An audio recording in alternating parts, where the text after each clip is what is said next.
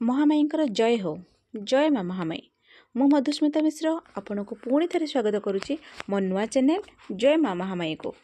मु माँ को पूजा केमिति करे क्यों भाव में पूजा करे ये सबू तार विधि विधान जहाँ जी अच्छी मो बही देखी करे सबू जमीतिका पूजा करे सबूर वीडियो मु आग वीडियो दुईटी मेंशन करिछि। एही वीडियो रे भी मु अधिक किछि भी कहबिनी सेम ही कहबी कहीं जी नुआर आसीथिबे मो वीडियो देखिबा से ही जानीपारे जे कौन केमिति कौन पूजा हुए। माँ को पीठस्थली होची बोइराणी जोटी कि गंजाम जिले में अच्छी। एठी मानसिक करी एक वर्ष करा जाए माँ को व्रत गुआ को लगे माँ को पाखरे अना जाए तापरे घरे आनिकी माँ को वर्षे पूजा करा जाए। माँ को सही भली भावे मो माँ को पूजा करिछि। देखंतु मु एबे कौन केमिति करुछि। शनिवार दिन सकाळु उठी प्रथमे घर द्वार लिपा पोछा करी माँ बसिथिबा स्थानटी को रंगमाटे लिपिदेली तापरे मूर्ज देली। माँकर मेन होचे माँकर वृंदावती माँ वृंदावती को साक्षी रखी माँ पूजा रे बसंती। सेथिपई मु गोटे छोट चौरा गोटे टेम्परेरी पई गोटे डबारे आनी रखिछि वृंदावती को गछ।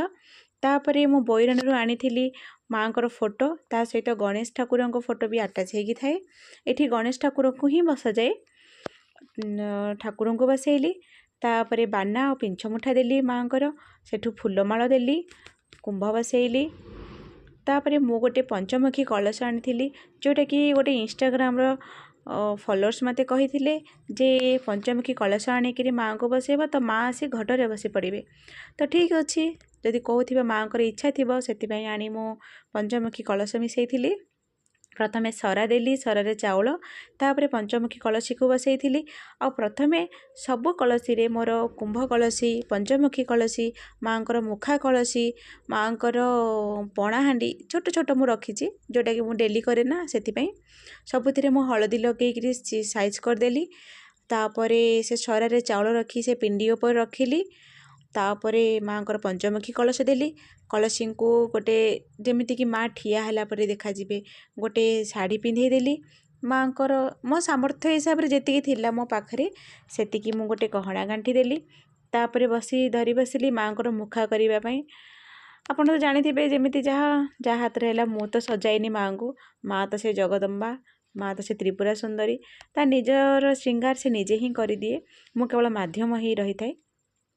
तापरे कलशी रे कुंभ कलशी बसैली तापरे माँ को जी सब कलशी माँ को फोटो से मु हलदी लगाइली तापरे गुआ को क्षीर और हलदी रे धोई भल करी से चंदन सिंदूर दे चाउल उपरे बसैली आ माँ को मुखा थिबा कलशी उपरे से चाउल थिबा छोट गिनाटी को लेकिन माँ को कलशी उपरे थोइली।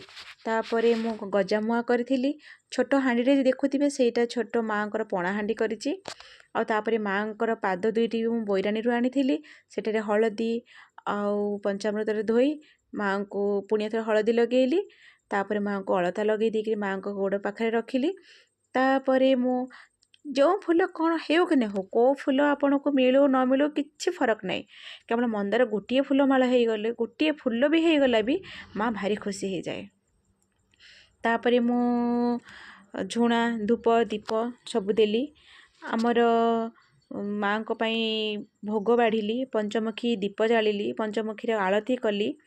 तापरे मु प्रथमे दीप लगेली गणेश को तापरे वृंदावती को तापरे महामाई को दीप जलिली नैवेद्य करेली तापरे माँ को आलती देली आलती कला परे दुईश चाउल देकरी पूजा को सारिली।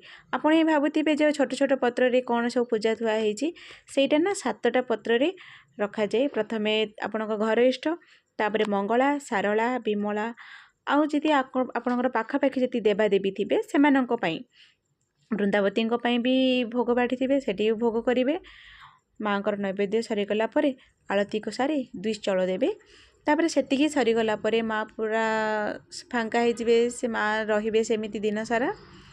तापर आपण संध्यारे पुणी आलती करेंगे भोग लगेबे जदि प्राय समस्ते माँ को उठे दियंती संध्यारे किंतु मोर हाथ जाइनी माँ एते सुंदर होगी बसी थाए घरे फूल भी गोटे भी मली न थाए मोर हाथ जाएनि ସେଥିପାଇଁ ମୁଁ ରାତି ସାରା ମାଆ ବସିଥାନ୍ତି ମୋ ଘରେ।